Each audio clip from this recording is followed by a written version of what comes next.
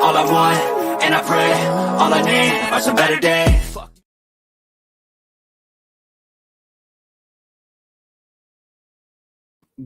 Good morning, everybody. Welcome to NFL Game Day here on Let's Talk Sports. I am, of course, that dude Bodkins, and welcoming always my co-host, my Puerto Rican brother, Johnny Cruz. Johnny, what's up? The Dolphins, they got a chance still, just like we imagined. Skylar Thompson versus Joe Flacco, Week 17. The Dolphins' hopes are on Skylar Thompson, but of course they got to have the Patriots lose to the Bills. And to talk about the Patriots, I mean, fantasy's over for the most part, so we got to talk about the Patriots and their chance with the emotional of the Bills game. Welcome to the show, as always, Scott Cove. Scott, what is up? Not much. I'm looking forward to this Skylar Thompson-Joe Flacco matchup. I think we talked about it. I think we talked about it before the season started about how it might come down to Week 18. You know, Skylar Thompson against Joe Flacco. It's right. I mean, that's everybody had that on their bingo card as far as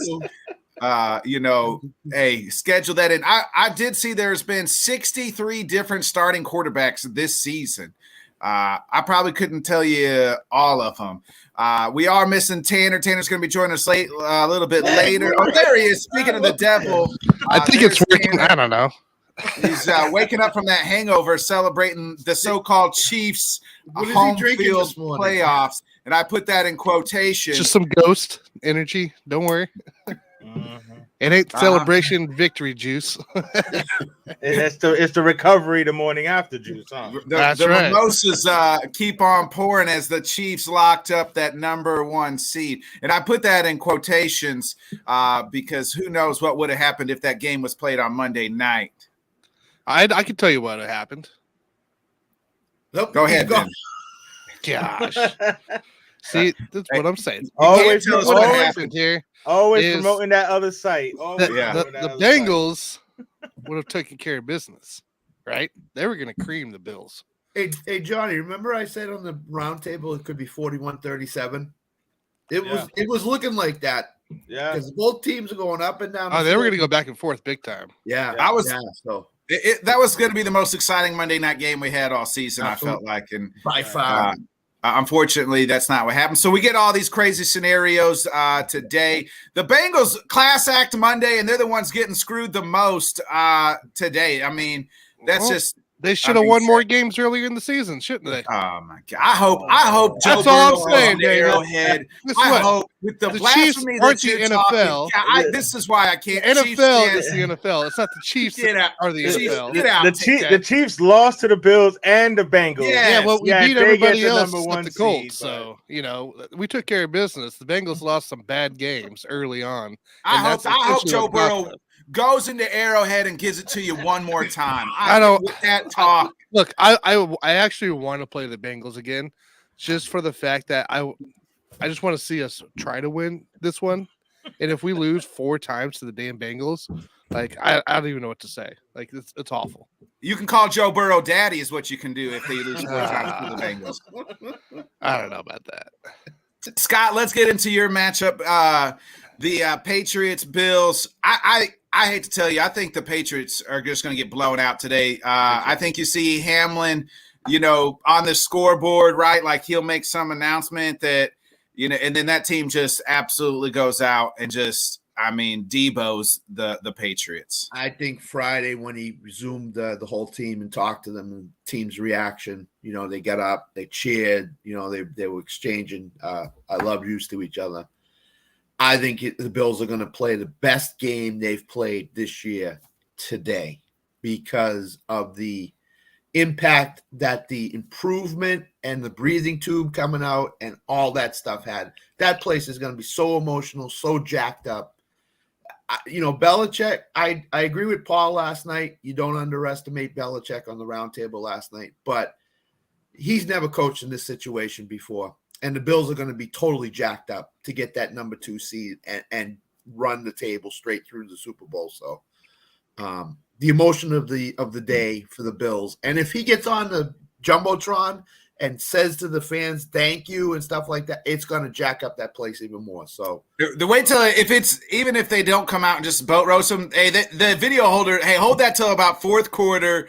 At that point in time, if it's a close game and then they pop him up again, and then he just it does a little heart symbol. That's all he has to do. Doesn't have to say any words, right? Right, and then that place will just go. I mean, Bill Does and will be thrown onto the field, and I mean, people will be jumping through all sorts of tables. Bills Mafia will be game along with the Bills. And the one thing I did was I watched the press conferences from the Bills players and Sean McDermott, and you could see from Wednesday to Friday, the tone just kind of picked up, and the emotion and the just kind of picked up in those press conferences. So I think Buffalo is going to have their best game of the year today. I think they're going to knock the Patriots out.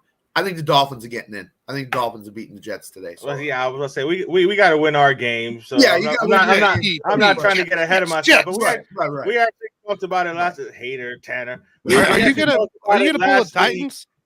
We actually talked about it last week. The whole Buffalo New England thing, and I was, me and Scott joked about it. That wouldn't it be, Bill Belichick to knock the Dolphins out of it? You know what I'm saying? Upset the Bills. And, say basically just, give it to the NFL and everybody that was hating on him and show that he can, he can do it without Brady. Then, of course, Monday night happens.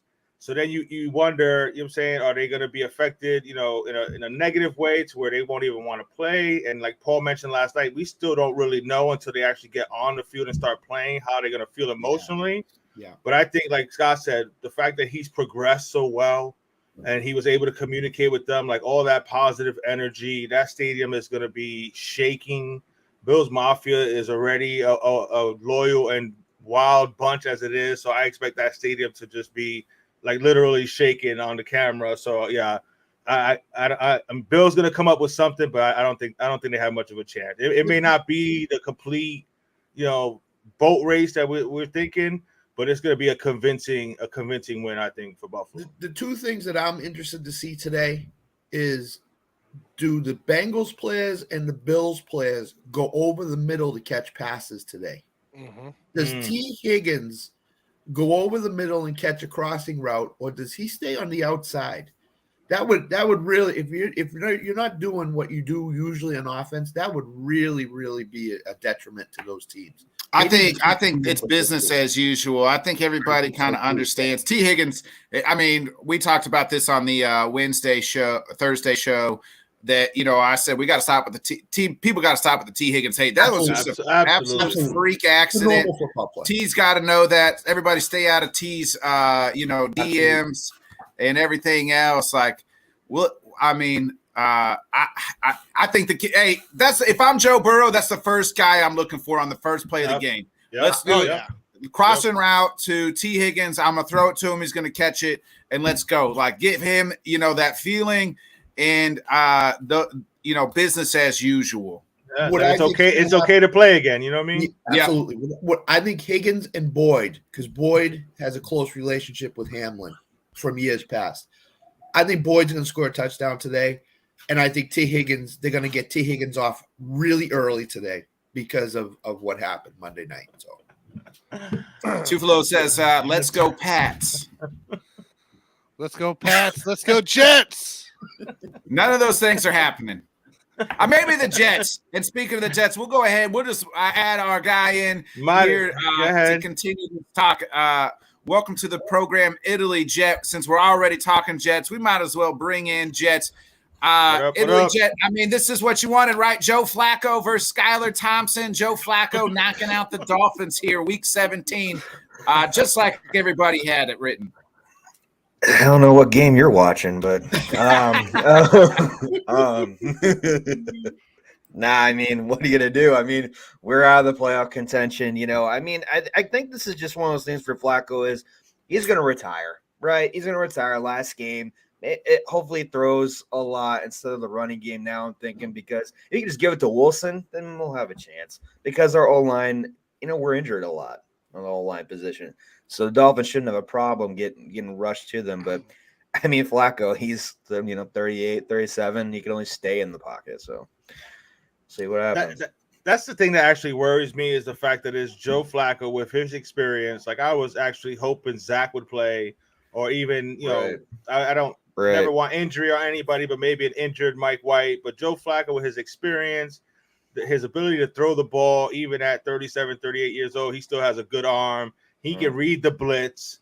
So he threw for like 350 yards against us last year and almost beat us. So I'm actually worried about Joe Flacco. And yes, the offensive line is beat up. I mean, the offensive line is beat up, but we have not been able to get pressure with just our front four. Like we have to blitz to get pressure. So if we have to blitz and he finds that open Garrett Wilson or Elijah Moore, you know what I'm saying, there's a possibility for some big plays. So hopefully hopefully we don't allow that. The defense, like I mentioned yesterday and all week, our defense plays completely different at home. They're giving up almost 30 points on the road. At home it's like 17. So hopefully our defense shows up, because it's gonna take a lot for our offense to score some points. So our defense needs to show up and possibly score if they can. And not only that, like, we're a good road team and we're not a good home team as well. So that makes a lot of sense too, which is really interesting because like our owner, I don't know if you saw that, Johnny, but our owner is like evidently livid because Rich Cimini broke it that he's livid from the last game. And he said if the Jets don't win today, like I feel like I'm scared. I'm scared for the offseason. I feel like something. We just talked about. You think Woody's gonna blow? You think Woody will blow it up?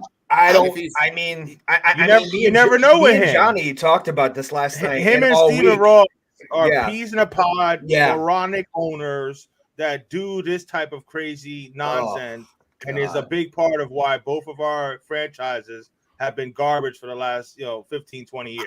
Nick, I'll give you another report I saw this morning. If the Dolphins don't win today, Mike McDaniel's on the hot seat to get fired. That's crazy, bro. Ridiculous. That's crazy. There's no way, right? That can't happen. I saw a report of that too, that he's that everyone's job is not safe. That's what I heard. Right. Dolphins. So I'm hoping that's just media. That's just media. I know BS that or whatever. But with our owners, you never know. Oh, you never know, bro. They love to clean house so quickly. Right. Landez is saying he's got the Jets at 3.5 all day. I think it's going to be a low-scoring game. Both these coaches should be safe. Both owners. Both of these teams have been absolute dog shit for the last decade and a half. They finally have some breathing life. I could see the only way I could see McDaniels losing the job is if they do the Sean Payton, Tom Brady combo that they wanted to do 2-3 years ago. Well, we don't even have a first round pick to trade to them because he lost us one, the owner. Well, either do the Broncos, and then we traded the other one for Chubb. That's what I'm saying. Neither do the Broncos, but the Broncos are trying to figure out how to get him. Broncos trying to give up everything. Sean Payton don't even like to. Tom Brady ain't doing that. Tom Brady. What were you saying, Scott? Sean Payton in Denver is so far down the road right now. I think Sean Payton's going to Denver. Because both Denver and New Orleans agree on the compensation package that should take place for Peyton.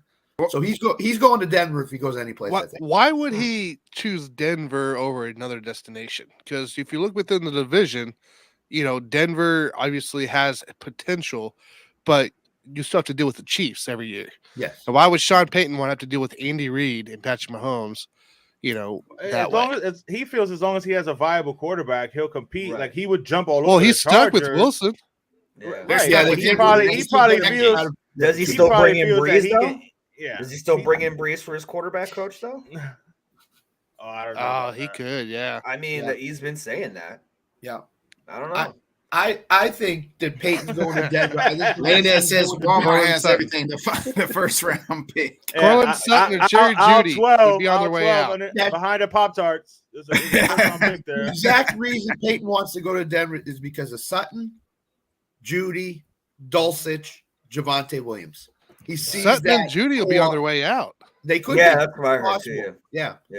But I think he would talk to the ownership, and I think they would say, what do you want? And he would say, I want Judy, Sutton, and Dulcich and Javonte on this team long term. And the owner would be like, done.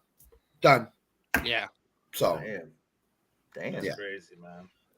But it's interesting. But as far as back to the Jets and Dolphins, like I don't see the Sean Payton thing going. Like I said, hopefully our owners don't do what they've done as far as their history. Hopefully, Yeah. they actually let our Facts. coaches develop their system and their cultures and give Yeah, them yeah. more than a couple 2 years in your case, 1 year in our case. So I mean, Stop again, changing coaches. they are epic collapses. I ain't gonna front. Losing Yeah. 5 and 6 in a row when you were 8 and 3, that Woo. sucks. Well, But Yeah. again, Johnny, you got to be he- concerned, man. Like when I- you don't have your star guy at quarterback, we all know We this don't league's either. hard. right. Well, The Your thing is, star too, that- guy is the backup of the backup of the backup. So right, but it's I hard. agree. he's a We first don't have time it head either. coach implementing a brand new offense, and yes, they've played well, but it still takes time. That's why they talked a couple weeks ago about they're still having communication problems. So I Right, mean, right. it's a deep, complicated offense. So give it some time to actually grow together. We got a lot of young talent. Like I've tried to tell Dolphin fans, it wasn't all about this season only. Yes, they went all in as far as the Bradley Chubb trade, but they got Tyreek themselves a Hill. nice Right. 3-year window because Tyreek Hill ain't going nowhere. Bradley Chubb ain't going nowhere. Waddle ain't Armstead? going nowhere. You know what I'm saying? So Armstead is signed for a couple more years. So it's Yeah. for the next 3 or 4 years. Well, it wasn't only yeah. 2022. So like But I said, it was a while big the push collapse for sucks, this year. yes, You and know? it sucks that it fell the way it did. But again, he's a first-year coach. He made some mistakes. We've had a ton of injuries, including our quarterback. Like Nobody's winning. I mean, other than I know the 49ers are the anomaly here, but like nobody's winning with their backup quarterback when it's and then your third stringer because they seem like every time Your Teddy third went stringer. out there, he got hurt, and so they were going with Right. Skylar Yeah, Thompson. Bro, Yeah, and Teddy the was thing- retired. Teddy came to Miami to retire. Yeah. He just happened to make $7 million while he was down here. I Seriously, mean, 'cause yeah. he did not the want to 2 play. points I'll bring up. One, Miami won 8 games. Other than Buffalo, who did they beat in those first 8 games that you could say, wow, okay. New Patriots England, opening game, take that out. Baltimore. Right, but we see how Baltimore is now. But what I'm Snooze saying fest. is, But as that I was said with last Lamar. night, this last Yeah, 5-game yeah. stretch that they've had Go ahead, true that. has been a difficult 5-game stretch. So Dolphins fans need to like chill it down a little bit. Right. You're not. I don't think they're going to fire the head coach. I don't think they're going to make wholesale changes. At least I hope not. But Right. and then the second point is with the San Francisco situation. As soon as Jimmy G's healthy, he's getting that job back. That's what Shanahan has said. As soon as Jimmy G is healthy, if they're still in the playoffs, he's going to be the starting quarterback, and Purdy's going back to the bench. So Yeah. And a lot of Dolphin fans like to point at that situation and say, oh, well, look, they're doing it with Purdy. That's a Super Bowl caliber team. absolutely, Yeah. the You know what I'm defense saying? is With an phenomenal. experienced head coach and one of the Absolutely. best defenses in the league. Absolutely. That's a completely different situation than what we I have agree. in Miami. I We agree. had hopes for something. They've actually been in the Super Bowl a couple years ago. That team is loaded. They're the best It's team in the it's NFC by different. far. Right. It's a different situation, Dolphin So- fans. So just Johnny- look on, take it easy. You know what I'm saying? There's always next year, yo, for real. Yeah. Johnny, I think you guys only have out of your wins in either whole schedule, you've only beat 5 potential playoff teams. And I have to say potential because 2 of them is the Lions and the Pittsburgh going to play. That's 3. That would be 3 considered your first 3 games, right? You were good, you won, but you've lost to every other potential playoff team, including teams like Minnesota, and Okay. Chargers. And five out of those, Green Bay 5 out of those potential. 8, we didn't have our starting quarterback. So I mean, I hear what you're saying, Tanner. I'm just but saying, at the like, same- you're without Tua, it's not. oh yeah, It's No, not. no, It's not a good sign. absolutely. But if the Chiefs Absolutely. lost Mahomes, it would be the same scenario, though. Facts. You know what I mean? Oh, it's like, anytime, dude. Anytime for anytime. Right. Unless Yeah, it's I the mean, Browns, and any then we team- automatically win. Take out every team starting quarterback. Take away San Francisco. Take away any team starting quarterback and look at the backups. They're gonna struggle. Who in essence do you have confidence in as a backup? They could come in and win games other than San Francisco because they've shown it. I know San Francisco obviously has shown it. Yep. If you look at it here, it probably. I'd still think Philly would pull out a playoff potential. Hey, look, get off the We Minshew just saw mania. Minshew. Mustache- Stop riding the the mustache mustache train, Tanner.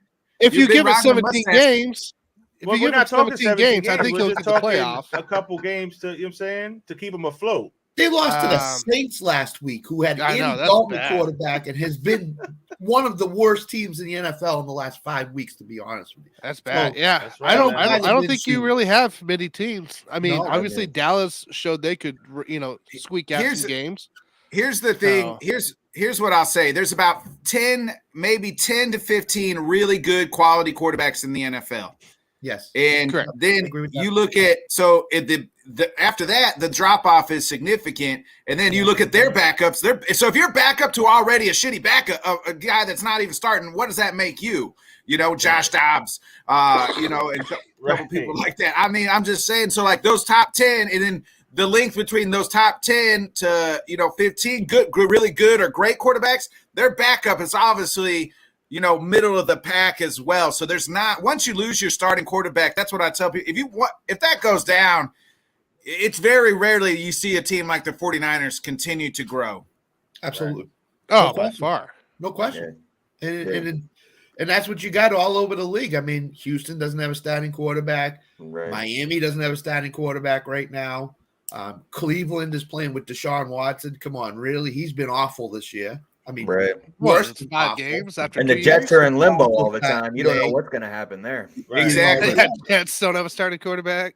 Yeah, Yeah. so you look around the league. There's at least 12 teams today starting a backup.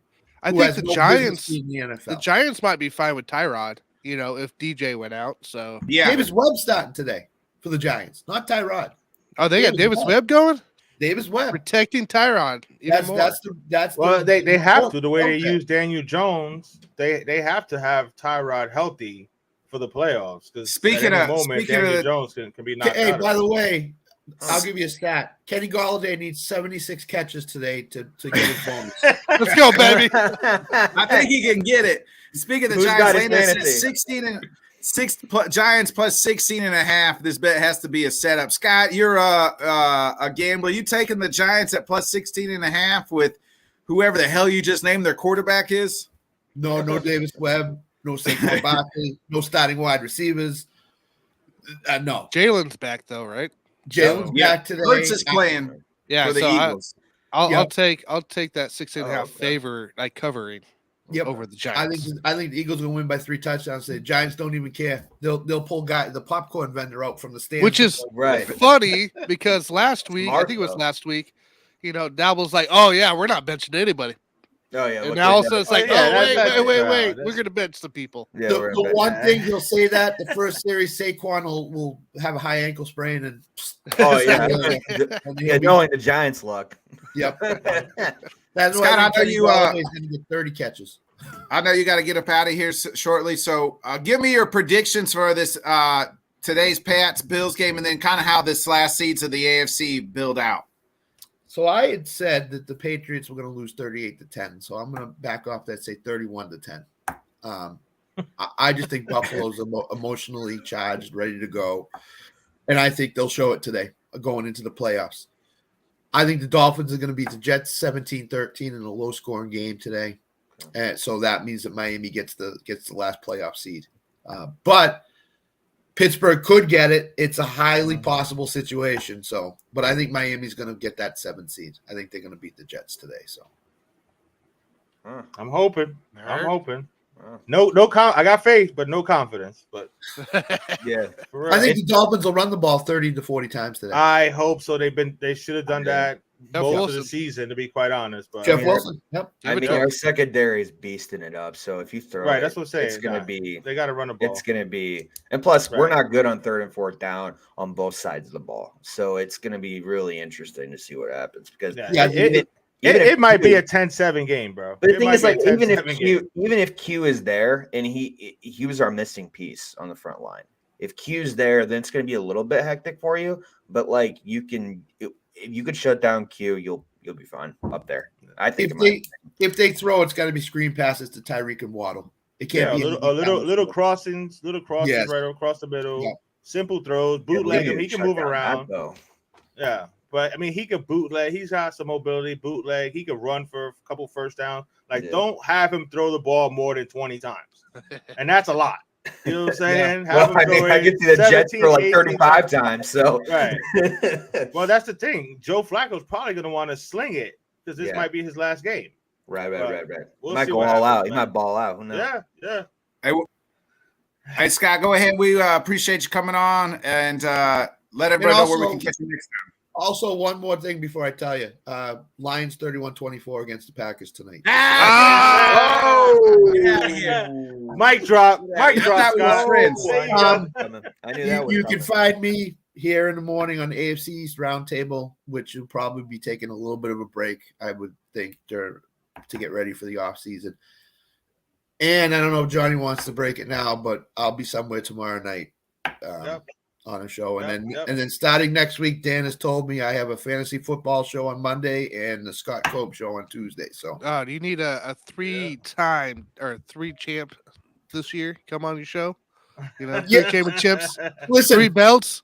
listen, I've already told them everybody that's on Let's Talk Sports is going to be on there at some point. Johnny's going to be on there. It's coming. I'll say it now Italy, while you're Jet, still on here, Paul, Scott, before everybody. you get out of here. Well, Before you get out Scott, of here, as the reigning defending LTS fantasy champion, I'm surprised Dan didn't come to me to host a fantasy show, but I told him, hey, give that to somebody else. Give it to Scott, give it to Ryan, give it to Mikey. Next time, all don't those drop guys your I Neil just Harry beat the pick. crap out of to win the title. I know I don't want to give out my knowledge to these folks, these pigeons, these There's one thing. There's one thing. I don't want to give out all that. I got to keep all that knowledge here. I came to the community late, so you didn't have a chance to play me in that league. But yeah, Scott, starting tomorrow night. Yeah, the Johnny Cruz show will be 8 p.m. on Monday nights. I'll be interviewing people and talking all sports, all teams. But it's gonna be a lot of fun. It premieres tomorrow night, 8 p.m. on Let's Talk Sports. The Johnny Cruz show, and Scott Cove will be my very first guest. So, but I'm gonna have it's gonna be a community thing, and there'll be some other guests as well. So it starts Nikki, tomorrow. It's He gonna be told fun. us off camera last night that he has some special questions set up for you when you come on, so you better be prepared. Oh yeah, yeah. Oh, I'm gonna have some. Yeah, I'm gonna have some interesting stuff to ask guys and stuff. Yeah, people are gonna know some stuff about you unless you're gonna lie.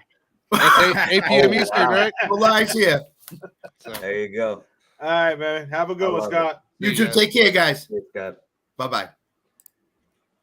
And one guy that's gonna like what Scott just said about the Lions winning is our next guest, Bo at Football Talk, big Seattle guy. He is the Lions' second biggest fan of the day. Gotta be on board for the Lions. But I'm sorry, Bo, you guys are gonna be getting sent home, even if you beat the Rams, the third string Rams today, because we ain't losing to the lowly Lions at home, baby.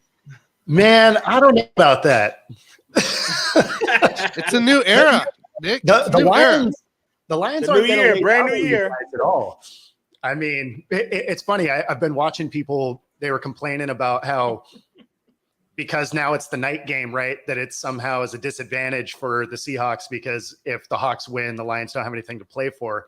They are out of their minds because they absolutely want to send Green Bay home with nothing. right. Dude. Yeah, Right? if it was Whether they're going to the playoffs or not, they have all the incentive to keep a division rival out. Yeah, 100%. Aztec, Aguilar, Lions getting. Do you guys not see Goff's road home splits around here? Is somebody out here trolling me this morning? This is 2023, you guys. Come on, stop with the trolling. I don't know. I think you're catching an L at Lambeau. Ah, That would be something. We've talked about that, a couple times where I don't see that happening, but I agree with Bo. The Lions are going to have everything to play for, even if they don't have a chance to make the playoffs. It's just a statement game. It's something for the team to build on. You know that coach doesn't care what the game is for. He's going to be hyped up. He's going to have that team ready to go. So, right. You know what I'm saying? So they're not quite full of eating kneecaps. So I think they want some Hall of Fame kneecaps. So they coming after Aaron Rodgers. 0-4 in cold weather situations, Goff is. So, that's going to be a big thing to put over his shoulder as well. He's already put together what he did with this Lions season already this year. Has been tremendous. Expect going from the Rams to the Lions, and we all expected him just to lay down. So, this is just another game for him to take that next step, take that next level, show, hey, I can lead this help lead this franchise in this direction they're going. So, well, and besides, the Lions want that winning season too. I mean, they haven't had one of those since 2017. So I feel like they have everything to play for on their end, regardless of what happens in our game. Yeah, correct. But what would it mean to if the Rams did upset Seattle? How devastated would the 12 fans be, or what does that look like if the Rams just Baker Mayfield sticks it to the Seattle one time here? So I mean, it would be disappointing for sure, but this season is viewed as a success no matter how it goes down, right? I mean, at this point in the year, they're a 500 team. Obviously, it'd be great to get have a winning season. But, at the same time, the Rams have a lot to play for, too, because they got a lot of guys that are on one-year deals, things that are coming to a close that, Baker. Especially Baker, right? Yeah. He wants some good tape out there because since he's been there, it's either been they squeaked out a win, then they lost badly, then they absolutely destroyed, hanging 51, and then turned around and lost last week. Right. So, I mean, he's had some inconsistent play that he probably wants to have. Well, that's Baker Mayfield for you. No, for sure, right? But he's still trying for a starting job somewhere in the league, and so he's going to want to put some good tape out. There's some other position players that their contracts are up, so they're going to come out. They're not laying down either. They're going to come out to play because they get to play spoiler also. Yeah, they do. Yeah. Division foe, go home. Absolutely. And nobody want to have someone hang a banner on them, right? So True that. That's true, man. You never know with these division games. Again, that's why I'm worried about the Dolphins, Jets. Yeah, Rams, Seahawks. You never know. But overall, like you mentioned, you got to be happy with the success of the team coming into this season. I mean, people were saying first or second pick overall for the Seahawks. Yeah. Geno it's still the kind of rejuvenated. True. Geno kind of rejuvenated his career here. What do you think? Do you think the Seahawks are going to try and keep him, for another couple of years, or are they drafting their quarterback of the future, or both? So that's really interesting because Geno obviously has played out of his mind this year, but he only has the 1 year of tape. Right. On the same end, he's really familiar with the playbook, right? He's been here in the system for 3 years, and he may not be able to get as much in free agency as he would have in other years because there's 23 quarterbacks hitting free agency this year, and he's not the highest level of them coming out, right? Because you have guys like Lamar, which, I mean, granted, he's probably not really, but on the books he is. You have Brady, you have Garoppolo, you have Baker. I mean, you have guys, right? And so I don't know that he's going to be able to command top dollar that he would have in a season where there's not a lot of free agents hitting the market. And you also got to keep in mind that the draft class at the quarterback level is, there's 10 of them. Right? Now they're all kind of projects outside of, Bryce, but if you have DJ Stroud, I think Stroud is a most of those guys. I like Stroud. I like both. I like both. Yeah, Stroud's good. Yeah, Stroud's good. But I mean, they're going to have the rest of them need work. Yeah, right. Bo, they're going to have a top 5 pick. If maybe they get like a Will Levis and then they have Geno for like 2 years, sign him to a 2-year deal, and then he can tutor Will Levis and kind of be in that spot. I think that would be their best scenario. But they're kind of also in this weird like rebuild / we can win now mode. So do you go get a guy that can help win next year? Well, I mean, that's tough to say, especially if you end up with a guy like Derek Carr actually getting cut, right? Because although he's under contract, they may just dump him to avoid that $44 million hit. So if they go that route, I mean, there's some quality dudes out there. But I think they probably end up bringing Geno back. It's going to be the backup role. That's going to be kind of interesting what they do. I don't think they get a quarterback with the 3rd pick. I think they actually go they probably trade back a few picks and focus on that defensive line that is atrocious. Yeah. Defense. Yeah. I mean, if they can shore up that D line and, a little bit of the linebacking core there, this team will be tough to beat because the offense is good the way it sits. I mean, up until a week ago, they were a top 5 scoring offense all year. So if you got a defense that's decent, Scott. or can at least attempt to stop the run.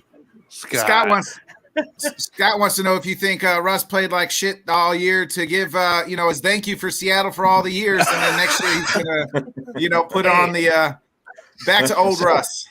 So this is what I said on our show yesterday. I was like, he should absolutely be the league MVP because I've never seen someone spend so much effort to rebuild a franchise ever. Was that a handshake deal with him and Pete? Hey, Pete goes to Russ. Hey, we're gonna trade you as long as you play like shit and give us a top 5 pick. Russ says, "Get me out of here. I'll go make that bank. Thanks for the time and effort. I'll make sure it happens. Plays like shit. They get top 5 pick. It's a back end deal." Well, I mean, if that's how it goes down, Schneider wins GM of the year, hands down, right? True. You get the first year quarterback or first year head coach fired on top of giving Seattle the top 3 pick. Yep. Right. That's crazy. What a time! What a time to be in the NFL. I can't believe how much of a disaster Denver was. That was I expected them to be that whole division. Well, yeah, the whole division was, but like they were such a disappointment. I didn't think we were going to be the juggernaut that media kept saying they were going to be. They're a quarterback away for the Super Bowl. Like I guess they forgot that their offensive line was terrible, but I didn't. That's why they're bringing Russ in. Yeah, Seattle was horrible too. Yeah, except when he was in Seattle, he could run. That's true. That's true. Yeah, no, it was interesting to see how bad they were. I was thinking they were a 7th seed type team going into the year, and for them to be what they are is amazing. Everybody had like 3 of those teams in the playoffs, maybe all 4 in the playoffs, and 2 of them only get so.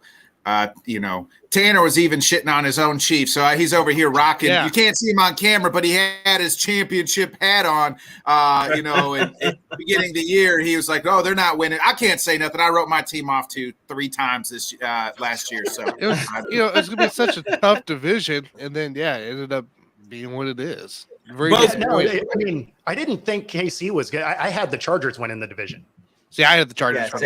Same here. Yeah. I knew Chargers were going to charge her, so I still had the Charger bad. I had Kansas City, and I honestly thought Denver would challenge Kansas City for the division. So I knew the Raiders would be the Raiders. Wow. The Chargers I thought would be good, but not enough to beat the Chiefs. I actually thought Russ with that young team and that defense. Like they had the potential to win a lot more games. I didn't think that Russ was gonna. If you remember suddenly forget how to play, right? If you remember last year, that Broncos offense, that Broncos team in general, was basically a quarterback away from being a playoff, potential championship potential team. And we were like, "Oh, Russ is coming in, right? Good, There's your quarterback." Obviously, they're a lot farther away. So, Bo, before we get you out of here, give us a prediction for the Seahawks-Rams game and kind of how the NFC scenario plays out. Yeah, so I got 24-17 Hawks. I have Green Bay getting dusted at home, and and of course Seattle locking up that 70. Obviously, some of that's wishful thinking. You guys have definitely figured some stuff out here late in the year. We have. I think I said this, on Sundays or whatever show. I don't remember, but I said that was the best Packers game I've seen all season when we beat the brakes off the Vikings. It was the best we've played all year. Italy Jet, I'll let you get out of here too. Give us a prediction for the Jets, Dolphins, and finish out the AFC scenario for us. Honestly, I think we're gonna lose 17-10. Just saying. I think in the AFCs, I think if the Dolphins do win, I think they do get it, but it's just gonna be really hard. Today's gonna be a really interesting day with everything. So we'll see what happens, man. I think the Dolphins might get the last spot though. We'll see what happens. I'll take it. There's Gary. Well, Gary's saying come to visit again at Levi's, Bo. And I have the Lions winning 20-10. Sorry, bro. Hey, I'm coming for. I wasn't going to do a show tonight, but I might just pop on a live show and just roast everybody once we make this playoffs. There's that post-game show with Johnny and Rob. Me and Rob, Sunday night post-game show. I'm gonna hop Absolutely, man. on You're right always afterwards. welcome. I'm just saying, Always keep that welcome. same To the energy win. when Hey, you should. He should. I'm just saying, keep He that should. same energy when they lose. Exactly. I will. I do. I keep the same energy, Bo. I'm Oh, yeah. 100 all the time, baby. Yeah, he's on something. I don't know what he's on, but he's on something. Aaron Yeah, Rodgers let is thinking them one know. play. Let I'll tell you everyone what know it where they can scares find you, me. bro. Go ahead, Scott. Go ahead. About the Packers game real quick is that there's new reports Aaron Rodgers has a new girlfriend. It's the owner of the Bucks. Every time he gets a girlfriend or a wife or fiance, he absolutely starts shit. sucking. He needs to just concentrate on football. When he's a single guy Can you and just blame him? concentrates on football, he plays great. But when Can he you gets a blame him? girlfriend, I want to spend my off season early too. you know, Goodness. when the years he was with Danica Patrick, he was too busy porking Danica instead of studying the playbook, and we weren't very good. He's going to be like, do I really want to continue in the cold, or do I just want to now go to Cabo? So you know, Right. that's what it is. That's fair. That's fair. Crazy. Yeah. Oh my god. Oh my goodness. Awesome. Oh my god. Hey, we'll see you guys. We'll see you guys. I got to bring on our next guest. This man, his team, the reason the Packers are playing for a chance to make the playoffs. Hey, and then he just pops up. Bobby G. Get out. Bobby G is now removed from the chat. Bobby, how you going to do me like that? Oh, you're muted. You're muted. You're muted. I muted you because you may want to hear. You got the. No, Ohio and Michigan are distant cousins, so you know. Hey, you guys are supposed to hate each other. You're We supposed to hate each other when we're playing each other, but when we're separate, you know, you gotta let your little brother get some good. So, you know, they can go ahead and spank on the Packers. Get in there since we can't. You guys helped us get in, and speaking of you guys could spoil the Steelers' last playoff hopes. How are you feeling today about Brown Steelers and what's usually a great rivalry game? I feel great. We dropped some dead weight. Jadeveon. We sent him home, so he's back in South Carolina eating his popcorn. This is the first time in I think since 1988 we have a chance to sweep the Steelers in the season series.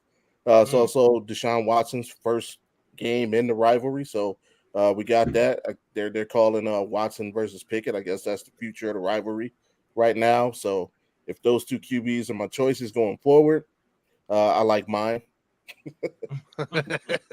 True. That's fair. Yep. Fair. Isn't it? I mean, props to Mike Tomlin. First of all, I got Absolutely. much love and respect for Mike Tomlin, but I thought it was going to be impossible for the whole never having a losing record to happen. All of a sudden, he's 8-8, not only with a chance to have a winning record, but possibly making a playoff spot. Yeah. Shout out to Mike Tomlin. So I'm rooting for your Browns just to try to give Miami any possibility to get up in the playoffs. But it should be an interesting matchup, man. It's gonna be fun. That's the only thing that breaks my heart is Mike Tomlin is my favorite coach in the game, even though he coaches the Steelers. I've always respected how he handles that team. Yep. And for a stat of that magnitude to be held down by a black head coach, like that means something. So I wish we were not playing them today because I think that streak is going to come to an end. This is kind of one of those games where even if we lose, like because of that fact, I You really win, can't. right? You still won. So, right. The Steelers have only played one game where they're eliminated under Mike Tomlin, where they've been eliminated from the playoffs. So that just goes to show you what he's done the last 20 years almost. Right. I mean, if he's got to be at no worse top 10 coach all time, at worst, and depending on who you talk to. Yeah. I don't know. That should be universal, man. Again, never have a losing. And some of the teams, including like this year's team, you wouldn't expect that. Last year's team, even with Ben, everybody knows Ben was on the decline. It was the year before that, season. Right? Yeah. When Big Ben was hurt all year, and they were using Mason Rudolph. He's never going to get the true props and respect that he should get, unfortunately. You know what I'm Right. saying? Just to be It's real. because Because a lot of people are there's no trying to say finish, that one know? title he won was because of Bill. You know what I'm saying? Like, Right. there's always something, man. But Right. again, to have Well, a yeah. streak like that where you've never had a losing season, even if it does come to an end, the fact Right. that he brought that team back from what people were, one of the worst teams midway Yep. through to actually competing for a Exactly. playoff spot, even if they go 8 and 9. You know Right. what I'm saying? Because technically, if you didn't add that 17 game, he still would have a losing season because he would have wound up Exactly. 8 and 8. Exactly. So I mean, you gotta And give him his considering props, the fact man. that he led the transition. Remember, for before Tomlin, basically since the 70s, Pittsburgh's a hardcore running team.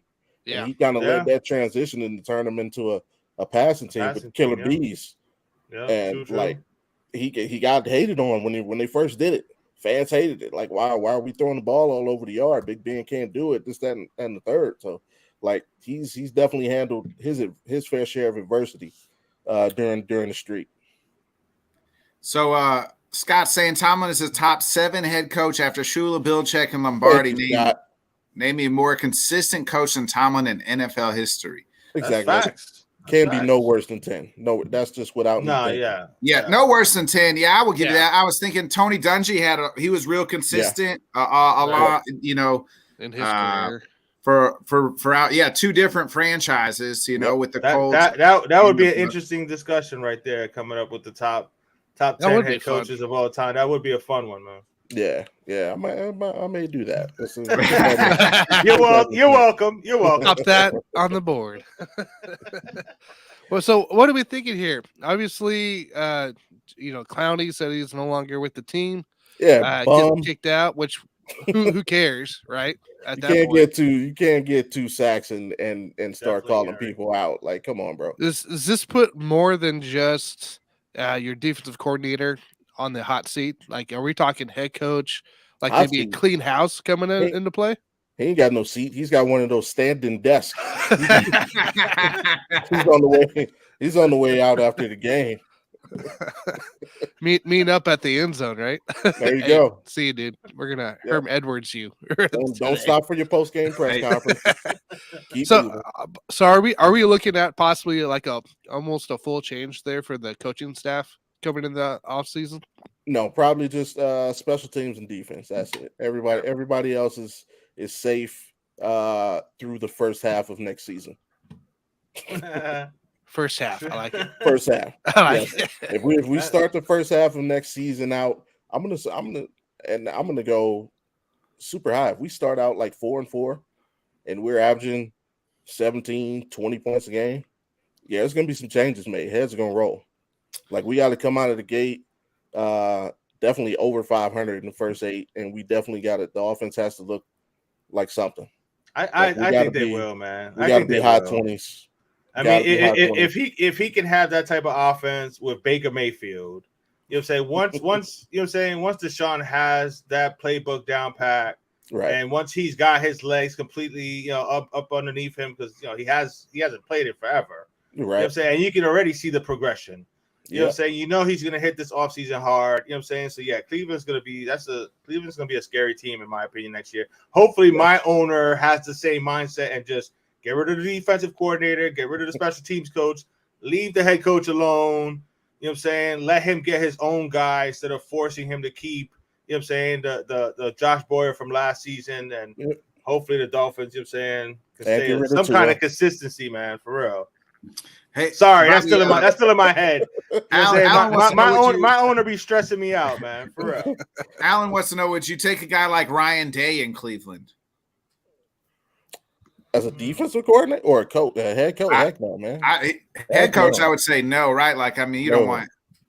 Nah, that guy, he's got his own. Have you seen Ohio State's defense? That might they're like, our weakness is in the run game, which is difficult enough. But the good thing is teams can run for 300 yards on you, and you can still hold that team under 20 potentially. Yeah. Ryan Day gives up too many passing yards. Like, God, they got gassed against Georgia. Like, and Michigan, who's a running team, gassed them for like 300 yards. Pat, nah, no, thank you. Pass. Bobby, I Hard want to. I pass. do want to credit Miles Garrett for what he said this week about Jadeveon Clowney. Said, "Hey, we don't want hostages. We want volunteers. See you later." Absolutely. Yeah. That's exactly what you want out of the leader of your football team. Yeah. He's and Miles Garrett really isn't. He's a vocal guy, but he's not a vocal leader. But what he has shown is he's got pride. So if somebody says something that's out of character, he'll say something, and him saying that was perfect. Because whether Clowney meant to or not, he did take a shot at Miles, and it also shows a lot of fans have been questioning whether the team supports Stefanski. That statement kind of shows he's still behind his head coach. Yeah. That's True. Like I say, you don't get to put up two sacks in a whole season and come out and talk. Nah, bro, shut up. Like nobody's like no, and that's the sentiment in Cleveland. Like usually somebody come out and says something like that, everybody's in an uproar, or I told you so, this, that. Like nobody is messing with you. You had the same coordinator last year, same defense last year.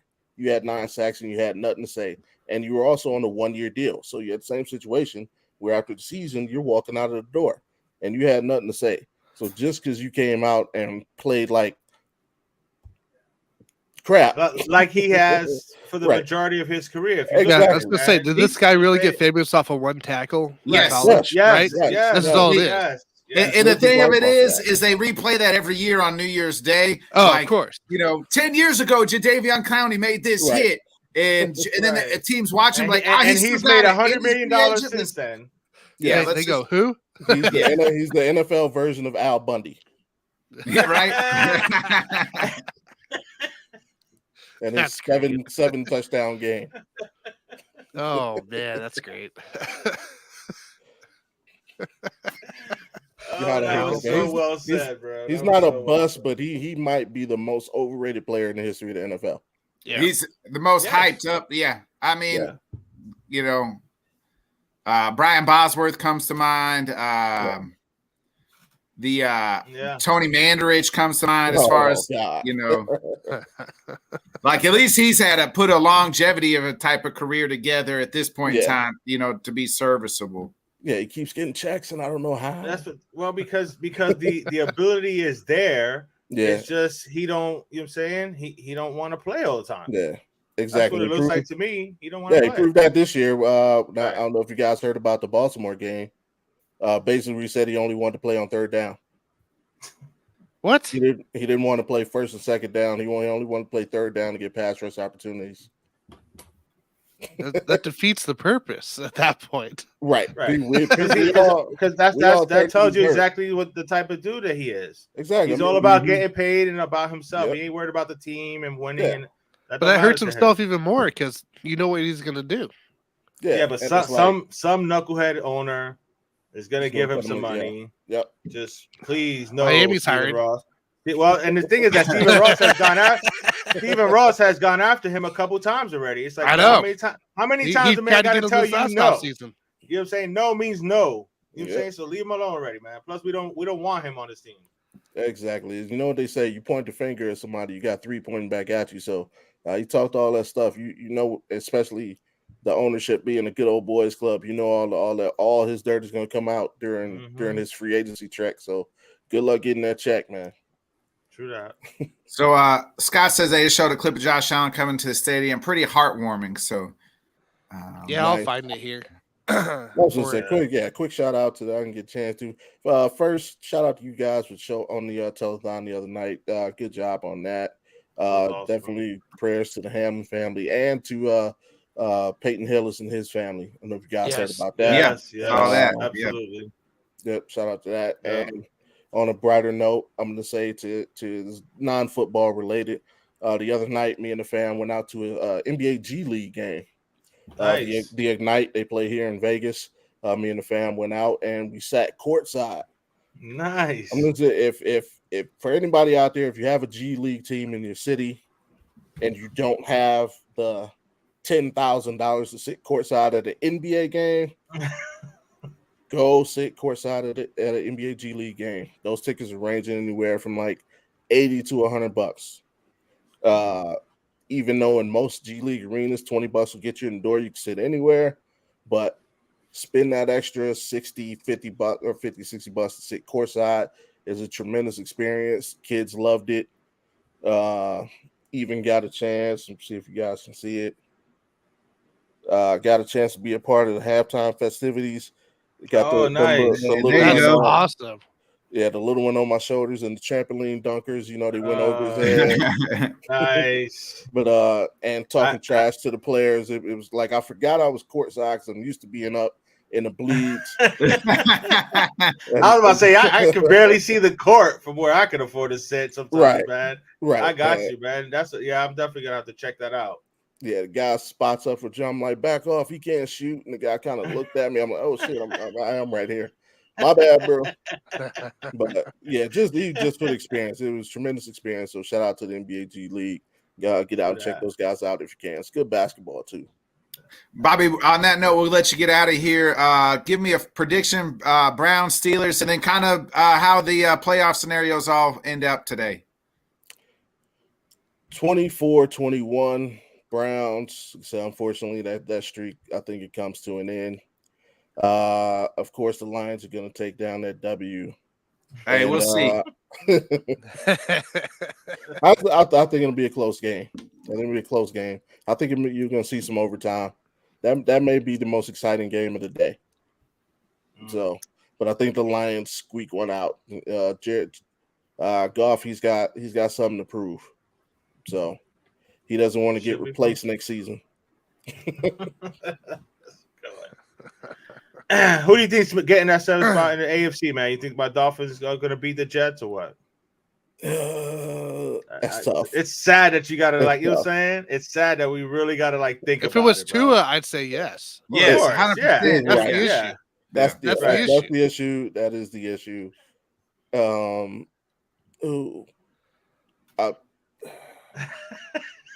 Jets in a close one. You think that? So I don't even know who would make it if all three of us. If all three lose, then the Patriots get in. The Patriots get in. in. The Patriots have the tiebreaker. Yep.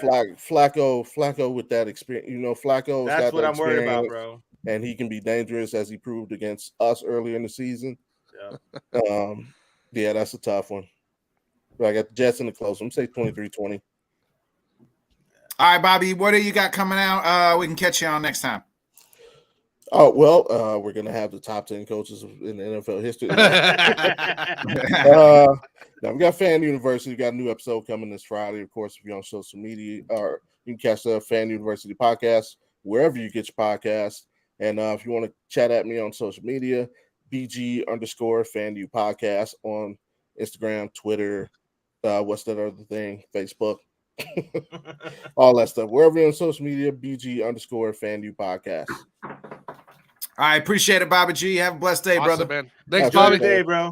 Thanks a lot, dude. Hey, good afternoon, guys. Hey, All right, bro. hey, thanks for the Browns win last week, but I hope they lose this week since you're on the Lions bandwagon now. Hey, you know what? It's like 50 Cent said. It's like when I'm right, I'm right, and when I'm wrong, I could have been right, so I'm still right because I could have been wrong.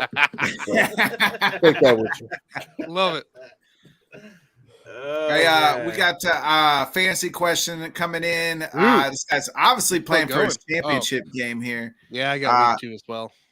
Do I start Kenneth Walker, Pollard, Aaron Jones, Christian Watson, Jefferson, Devontae, full PPR? Please start a wide receiver and a flex this week. It's week 2 of my championship need, and I need to win it all this year. First of all, you got a stacked team. I don't know if you can really go wrong with any of those.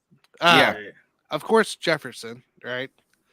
Yeah. I think the Vikings still have something to play for. They do. They're playing for seeding. They try to get that number 2 seed. So I think Jefferson, and I'd probably go Kenneth Walker. I think they're going to feed Walker all day. Pollard's coming off his injury yet. I wouldn't trust that. Aaron Jones would be the next one for me, just for the fact that Rodgers loves Aaron Jones and that Lions defense likes to give up to running backs a lot. So for me, if I was starting in this lineup here, I would honestly go Jefferson and Walker.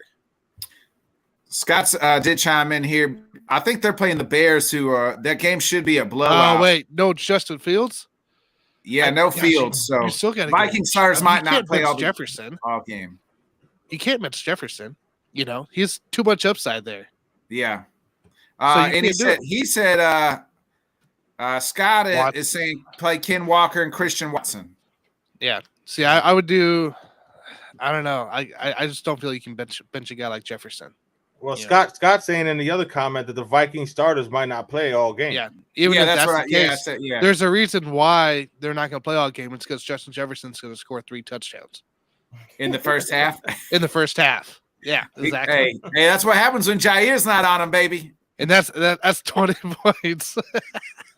I hope you're wrong, Alan, man. I hope you're wrong, but I'm Steelers worried about get the 7th seed. He thinks the Pats have no shot. The Jets defense can't shut down Miami, and he likes and I like Cleveland, but not today. So hey, watch your mouth, Alan.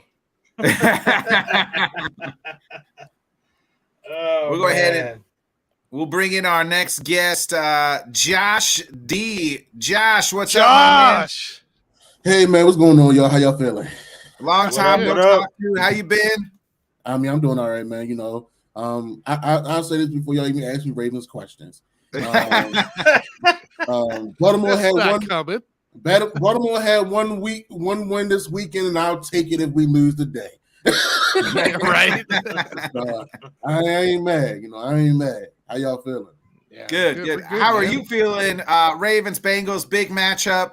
And then if you guys win, it's some weird freaking coin flip thing. I don't even know. Are you picking heads or tails even? High school Texas situation. Right. Right. But, hey, can we get Billy Bob Thornton out there and from Friday Night Lights, the movie? Hey, do the whole coin flip and all? They need at this point. They need to find the real life Booby. At this point, you want to win? Put Booby in.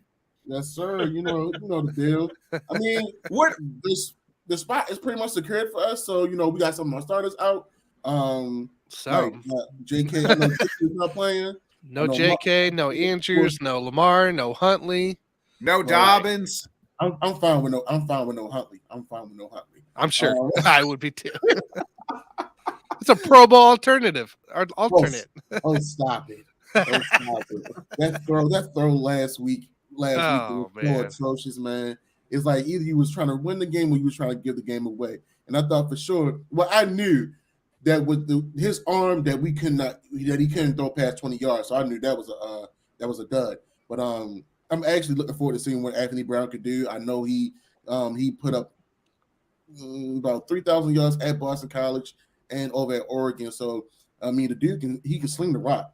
I mean, he's had high touchdowns around the 27 to 30 range, about 7 to 10 interceptions in his college career. So I mean, the guy got heart. So I mean, just gotta see what the Bengals put out there, what they're willing to do. I know they're livid and mad because of the game canceling last week. Shout out to Damar Hamlin making a great recovery. I would say, even non-football related, just him fighting for his life. If anybody going through any struggle, trial, I know it's just like the first week of the new year, but just seeing how he's fighting, you can continue to fight on to do what you want to do. Yeah. But yeah, man, it's AFC. It's still an AFC North rival game. Still looking forward to seeing the guys play, whoever is out there, and hopefully we can beat the Bengals today. I would love for us to beat the Bengals, of course. So I just don't like them, man. Me either.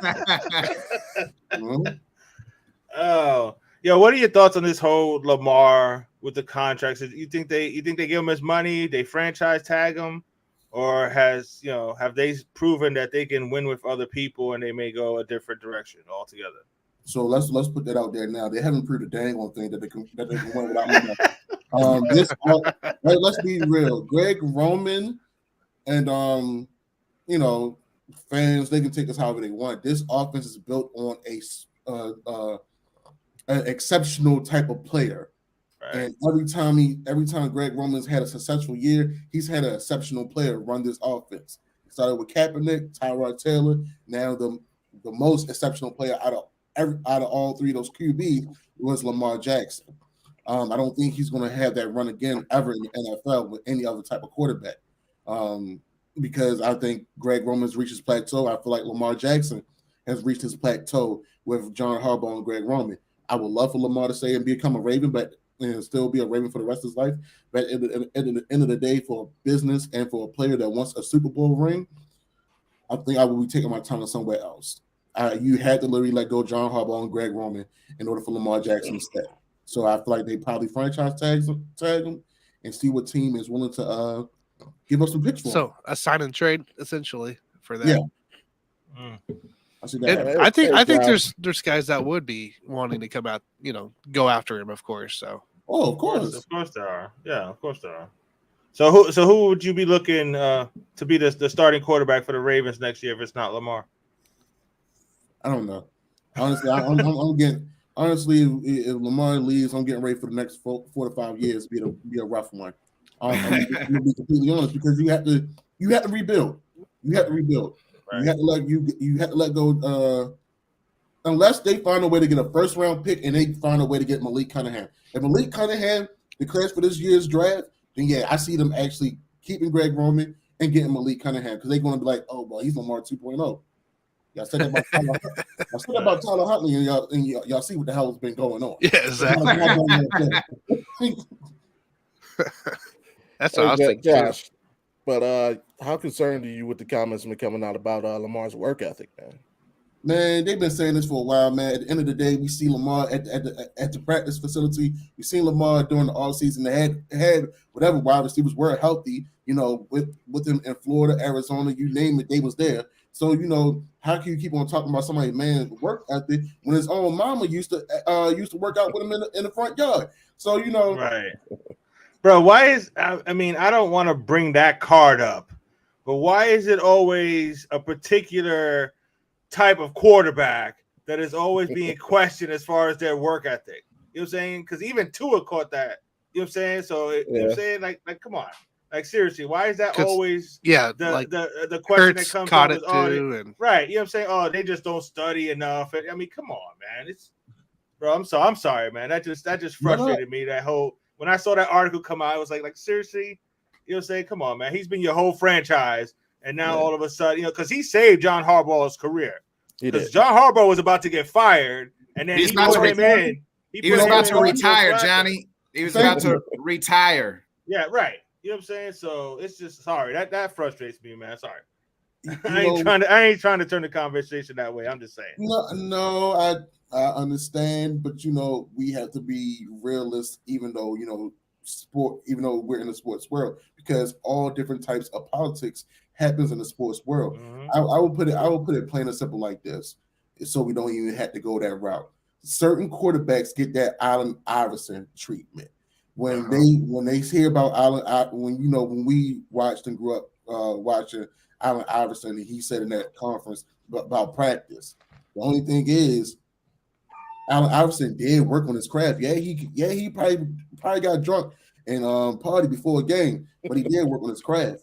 Now I'm not saying Lamar Jackson, Kyler Murray, Tua, who Hurts, especially Jalen Hurts.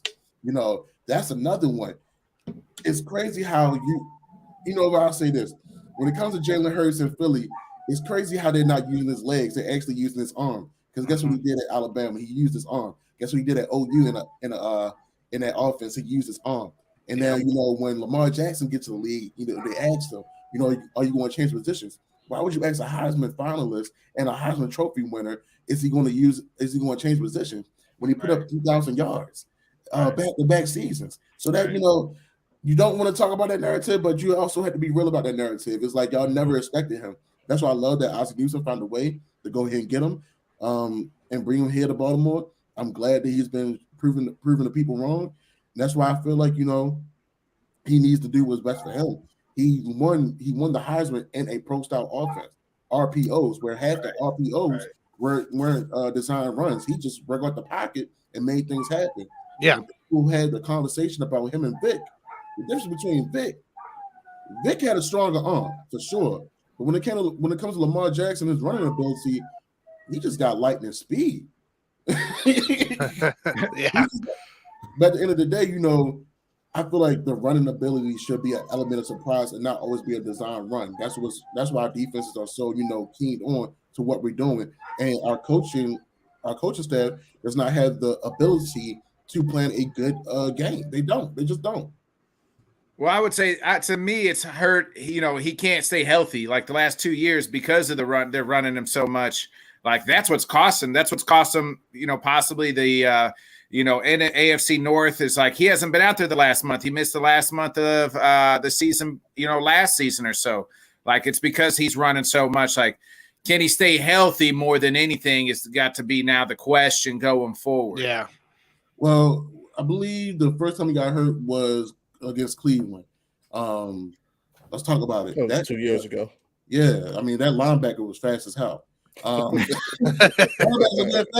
not getting stronger. They're not because you don't see the big hits like that. They're getting faster. So somebody got able to run down Lamar Jackson. That's going to happen. Let's talk about this most recent hit. The outside linebacker Cooper from Denver Broncos was giving everybody the business from Morgan Moses, Ronnie Stanley, Patrick McCarry, and they did not have an answer. If you keep on seeing a linebacker blitz, hey, running back, stay in the backfield because I do have a blitzing linebacker coming for my head, but they did not make that adjustment. So when you keep on creating this style of offense where you don't have no max protection for your franchise QB. This is part of the game. It's going to happen. Also, but Josh, how much of that is it on? And this is where I'm going to play devil's advocate on you. Lamar Jackson completes almost 50 or less percent of his passes outside of the numbers. Like how much it is because defenses know you're either running or throwing down the middle of the field. So if we got that covered, we just coming at you. But Bobby, who's he throwing to? Him? Anybody. Who? Anybody. Like, everybody's hurt. Bateman's hurt. The people that are hurt, they're not even that great. Outside of Rashad Bateman, like they don't have they haven't developed a wide receiver. But that's really the course of the franchise of the Ravens. Name me one really good franchise receiver for the Ravens have ever had, since they came to Baltimore. I'll wait. Hey, and that was past his prime. You know what I mean? I want to say the only good person I could probably name that actually we drafted was maybe Torrey Smith. He ran the best linebacker. Yeah. Maybe Quadri Ishmael before I really started playing football. But that's it. That's it, right? Like they have never developed or really drafted a franchise wide receiver, even free agent wise. They haven't went out and got like this ever stud wide receiver. Steve Smith Sr. What Bobby said, but that was kind of way past his prime. Even so, they just don't have it. They just never have. Yeah, it comes down to the penny pinching. I don't know what the issue is. I mean, we didn't have some of the good prime receivers like Anquan Bolden, Derrick Mason, Steve Smith Sr. for example. But in Lamar Jackson's tenure of being the starting QB, he hasn't had that. Now, with DeAndre Hopkins making the conversation about being playing for a team and wanting to block and all that, who knows what can happen in the offseason? Maybe. That sounds like I know that sounds like music to Greg Roman's ears to have DeAndre Hopkins with some of the best hands and also willing to block. Hey, you can't beat that. So you never know. Oh, man. They reversed the trade of Hollywood Brown. Yeah, right. How crazy would that be for that division to have a guy like D-Hop and Lamar connection?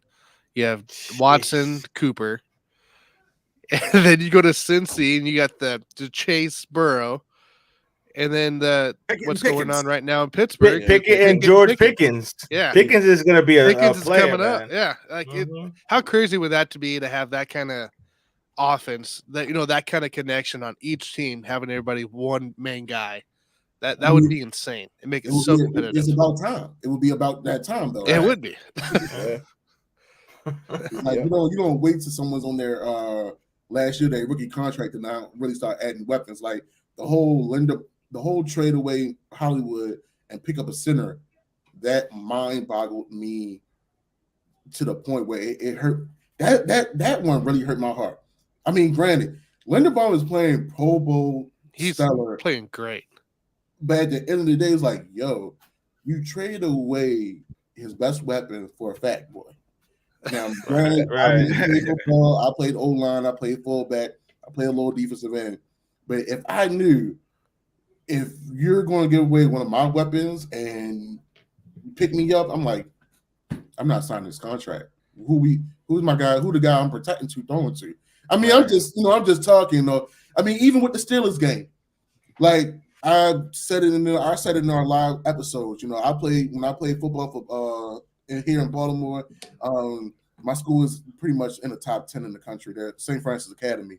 They played against Mater Dei. They played against Bryce Young. They played against Jonte Cook. That just declared. I forgot where he committed to down there in Texas. But there was a playoff game that we played, and the middle linebacker was the running back, and I was fullback. My running backs they behind me, they get 200-something yards plus. And I told my quarterback, I told my coach, if you're gonna run the ball, leave the middle linebacker to me. It's my job to put him on his behind all damn night. And I promise you, my running back's gonna have a clean hole. I feel like Patrick Ricard did not take that responsibility with TJ Watt last weekend. Like, yo, you're a fullback. You get paid money. I mean, even though you got some of the best passing routes on this offense, you need to be blocking the hell out of TJ Watt and making sure he's on the ground whatsoever. And he didn't do that for me. Like, if y'all knew I was going to utilize the run game all night, you should have made that your mission. I don't care how agile he is. Whether you got to hold him, hit him after the play, whatever. It's a Ravens-Steelers game. Play like a Raven. Yeah, exactly. Josh, before we get you out of here, give me a prediction today's game and kind of how this playoff seed ends up here in the AFC. I mean, I'm gonna go ahead and be a little biased. I'm gonna say the Ravens win. I feel like Anthony Brown's going to actually show up, throw the deep ball. I feel like the wide receivers may get some separation. And Isaiah Likely has a great game because Mark Andrews is out. I see it going possibly 21. The Ravens winning 24-21. We still have that 6th seed. Who do we need to win? We need the Chargers to beat the Broncos in order for us to possibly get that home. You guys would be the 5th. You guys would be the 5th seed. And then the coin flip happens. Who gets what? Between you and Cincy. Yeah. So I mean, if we can do our job, Chargers can beat the Denver Broncos because the Denver Broncos are a struggling team with Russell Wilson. Nothing against him. It's just he's in a new organization. Is not a healthy situation. It's okay to say they suck, bro. It's all good. It's all good.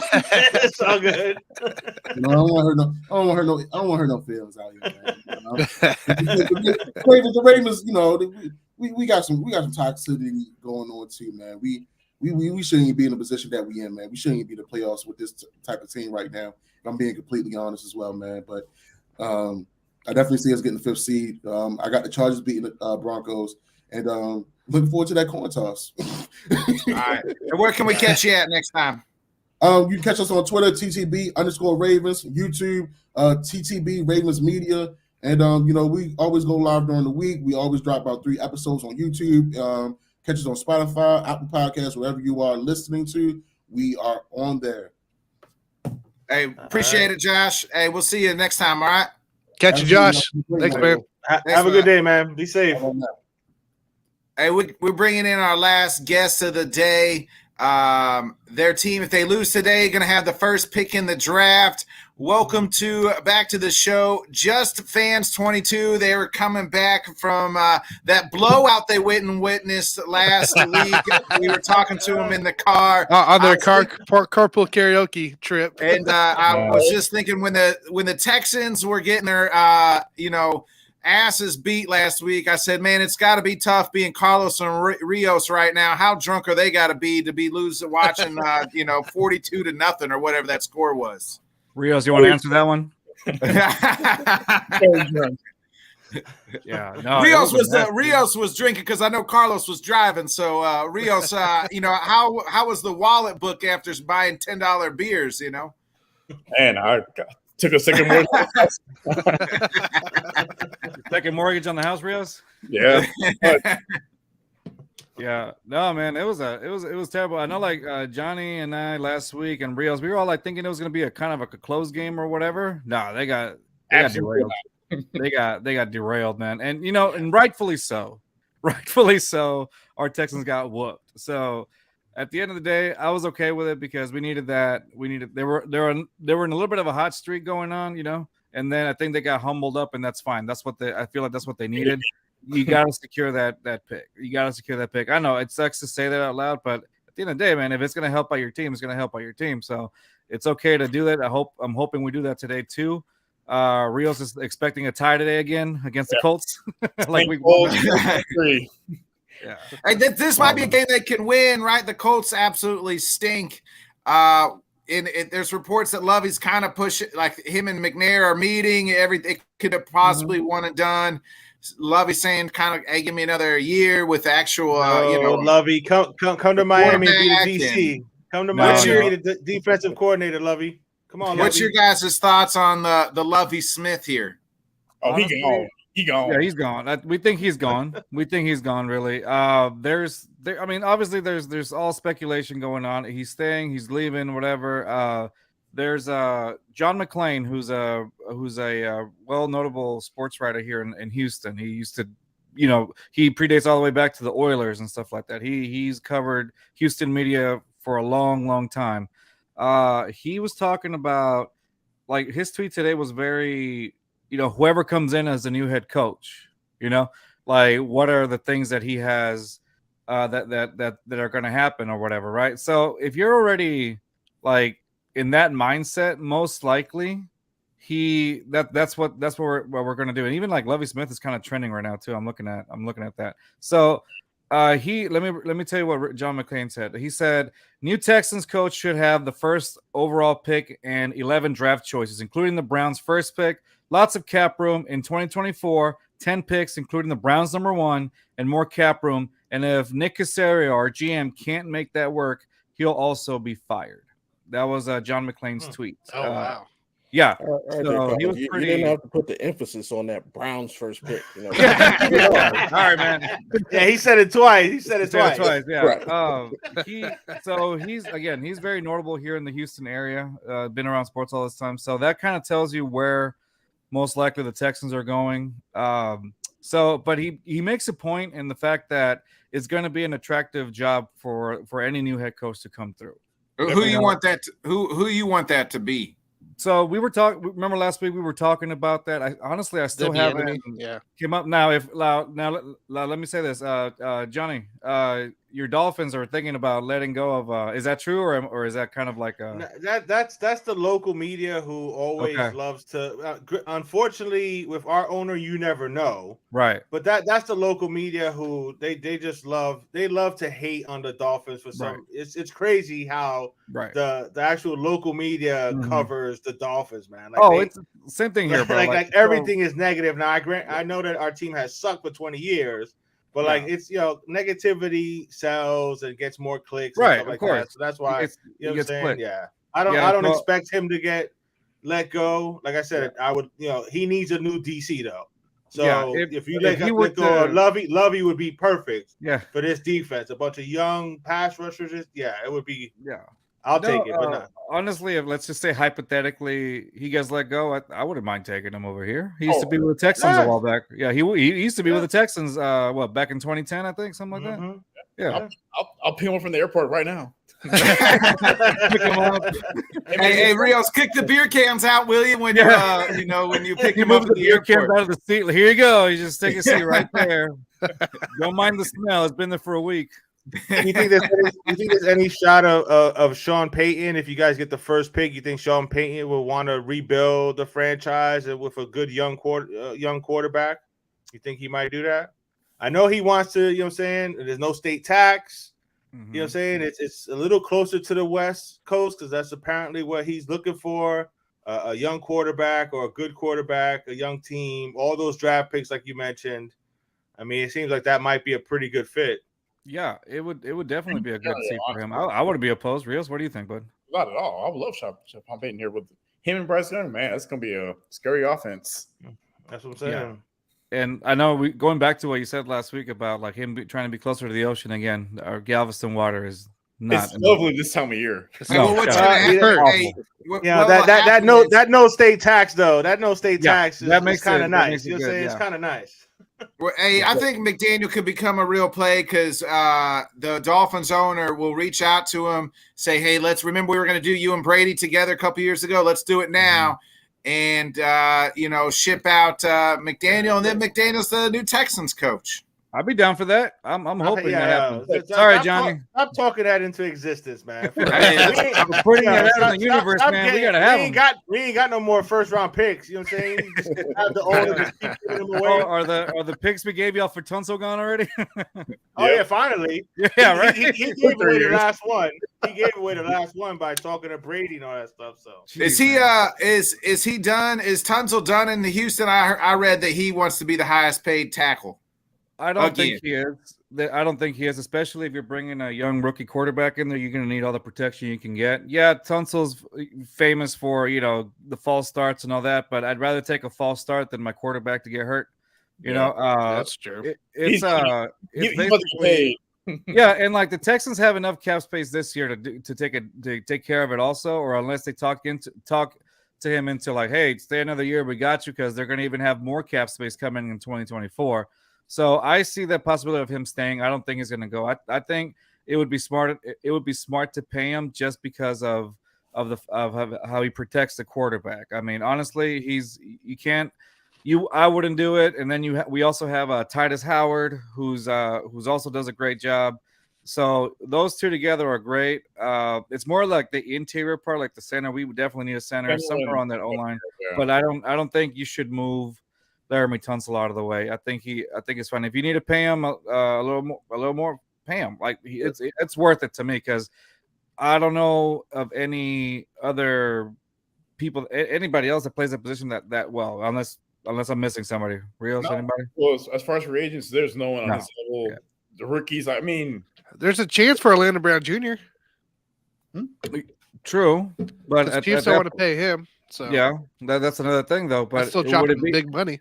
Yeah, that's what I'm saying. So you have the big money, or do you want to just extend, not Howard, excuse me, Tunsil a little more? So it just depends on how they're going to play. But I think he's staying. It'd be cheaper, signing Tunsil long term versus getting a big name free agent, because this is not an attractive position. Like no one's going to. Not only that, but Tunsil already. You know what I'm saying? Yeah, like you're familiar with Tunsil already, as opposed to I know Tunsil. I don't know about the false start stuff, but I know he's got the best lungs in all of football. Yeah, exactly. Michael Phelps lungs. Yeah. Hey. Oh, yeah. We got Alan. I think Alan Perales. Alan wants to know. You guys want Bryce Young or C.J. Stroud? I've been saying since last year, Bryce Young. Bryce. All day, every day. Bryce. Yeah. Just a proven winner, man. Like he has everything you look for in a franchise quarterback. He's it's got the dog in him. The dog in him, the presence, the pocket awareness that just like this Alabama team last year, this past season, like it was one of the weaker Alabama teams in recent memory. Like there was no 1,000-yard receiver, no stud running back. Like it was basically him, dragging them along all the way to the fifth seed or whatever. It was all Bryce Young, honestly. Buyer beware on QBs this year. Yeah, I don't think there are any NFL starters in this year's draft.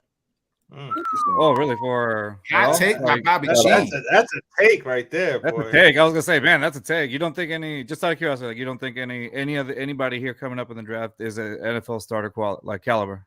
No. Nope. CJ Stroud. If you go back and rewatch the Georgia game, or just watch it throughout his career, his arm strength is shaky. He's not going to be able to make a lot of throws, tight window throws. Bryce Young reminds me of the quarterback from draft day. Honestly, it's like watch him. They didn't invite him. His teammates didn't go to his birthday party. Bobby, is that what you're trying to say? Not. Literally, watch him in games. Watch him get hit, and then watch him after he gets hit. Okay. So I'm assuming. Do you think the size also takes a issue? Is there an issue with the size too, like in the NFL? Do you think that's one of the things that's been the biggest concern for Bryce coming in? One of. Nah, because if you look at guys in the league, a good offensive coordinator can scheme around that. Drew Brees made his whole career, even though I don't think Tua is going to pan out. Tua right now, you see a good coordinator is doing for him with his size. Baker, when he had his good year. So, like Russell, there's just QBs. If you got a good offensive coordinator, they can work around your size and they can play to your abilities. It's just his ability. I just don't think these guys are gonna play well in the NFL. Like anybody coming up. Okay. No, I don't see nothing special. I think if Kenny Pickett was in this draft, he'd be the number 1 pick. Really? Yeah. Wow. That's a take. That's a take. That really is. Take out of Bobby G. Hey, so what Bobby G's trying to say is just do what you guys normally done, Carlos and Rios, and just draft the defensive player first overall. Will Anderson? No. Will Anderson? Draft Jadavian. Yeah. You know how that turned out. Lovely for us. He's about to be on his 15 this Oh my year. god! So, and that's the thing though. Like we had a space on today, and then we were talking about it would be the most like Bot can say, it would be the most Texans thing to draft a defensive end, like we did years ago with Mario Williams as opposed to Vince Young, and so and Rios and I, we're pretty, we agree that on the fact that I think Vince Young would have thrived with the Texans as opposed to the Titans at that time. But we took Mario Williams and he got us, to a certain point until, we replaced him with JJ Watt until he got hurt, but who knows what could have been, right, with Vince Young. So are we going to pass up on another Young again this year? Who knows? What's going to happen?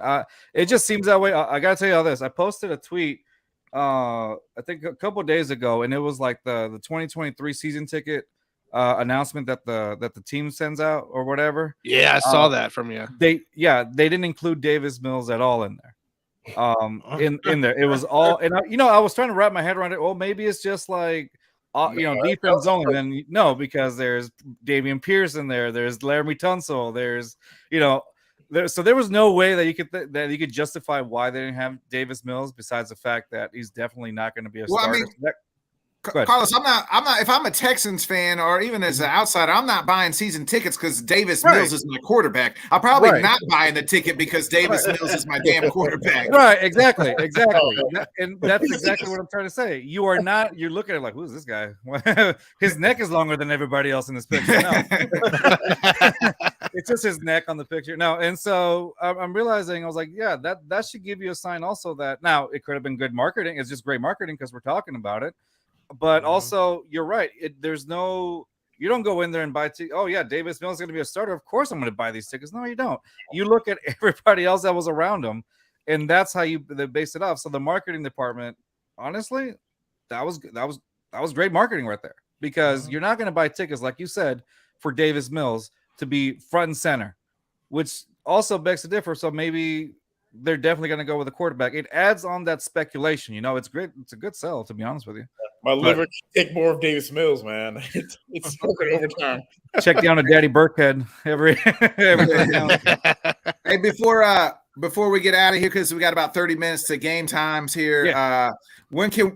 Give us how you guys are a little bit eliminated from the playoffs since week 1. So basically. what's your guys' final playoff predictions here? NFC and AFC, since you guys have been able to watch this thing unfold and not have to stress about anything. Man, out of the AFC, I'm gonna go Bengals, man. They're playing with they got kind of screwed by the NFL. They get home field with a coin toss. Like they're gonna play with a chip on their shoulder. I'm going Bengals to the AFC. NFC, I'm gonna go Bucks, man. I've lost so much money betting against Tom Brady the last time. I refuse to bet against Tom Brady, so I'm a bet on Brady. I'm gonna be I'm gonna go on this one. Even though the Chiefs are beatable, I'm gonna go with the Chiefs to win it all. Not to win it all, excuse me, to go to the Super Bowl. And then as far as for the NFC, I'm gonna go with the Eagles. As long as Jalen Hurts is back and 100%, I think the Eagles are going to take. It's going to be Eagles and Chiefs. That's been my week one prediction. So I'm gonna keep with that. Chiefs, Eagles for me. And what do you guys got putting out this week? Well, we have on the show. We're gonna have Tyler Milner. Tyler Milner is the sports radio for the Texans. The Sports Radio 610. It's called Sports Radio 610, the local Texan station. He's gonna be on our show. He's the executive producer for that show, and we're gonna be talking Texans. Awesome. And we got some new stuff coming up also, as well as they were up Bills Eagles. That's a good one too. The Bills is I can see the Bills too in there. I think we're gonna try some more stuff. Obviously, heading into the off season, with with some Astro stuff. World champs. Buckets, I'm waiting for you to say something, dude. I remember you made the joke last time about the trash cans. No, we got some. We're gonna be talking some Astro stuff. We're gonna have. We're thinking of doing this new segment now where we have where we have like maybe prospects that might go NFL prospects here and there. They've been reaching out to us where, hey, we're going to show a little bit of their game film or some little highlights of them and see if, hey, maybe they get picked up. I don't think, whatever happens, some exposure for some college kids that we have going on. So that might be that's really cool, man. That's really cool. We got some plans going on to 2023, man. So I'm looking forward to it. That's awesome. That's good stuff. Yeah, thank you. But yeah, man, thanks for having us again. And just find us on Twitter at JustFans22. Again, I always say it sounds dirty, but it's not. It's just, not only. Okay, there's a difference. At JustFans22. Then there's we're also on TikTok at JustFans2022. Also Twitter, YouTube at JustFans22 as well. And finally, you can find us on Spotify, Apple, Good Pods, Google, Amazon, all that. So we're basically in a lot of those platforms where you can find us, guys. Awesome. Cool. And we dance on TikTok too. TikTok too, yeah. Hey, we appreciate y'all coming on and joining us these last few weeks. So no problem, man. Yeah, definitely. We'll catch you guys. Number one pick in the draft. We'll talk about it as soon as when the draft gets closer. Oh yeah, for sure. We'll be down to hang. But thank you guys for having us. It's been a good ride. Yeah, definitely. Country, let's ride. All right, awesome. Thanks, Carlos. Thanks, Rios. No problem. Take care. Tanner, before we get out of here, you got any last and parting shots on the final week of the season? Do I have any last parting shots? No, not really. I mean, it is what it is this season, this last few weeks. So we'll see what happens, what drops. I'm excited to talk playoffs next week, or actually probably this week with everybody. So upcoming, that's going to be one of the best times I think right now. So excited for it. Just excited to see where everybody falls, who gets in, if Johnny's going to be upset or not, if Nick's going to hate life and destroy his screen. One of the three will happen. So we'll see what happens as this day goes on. But just ready for it to figure out and see see what goes down. So, John, you got any last and final thoughts before we get out of here for the day? Man, it should be an interesting day. Looking forward to all the action today. Like I said, hopefully my Dolphins pull out a win here so that they have some type of an opportunity. Like I said, I don't ever lose faith or hope, but I have no confidence in the team, and I pray that the owner doesn't make a crazy move and get rid of a great young up and coming offensive mind in Mike McDaniel.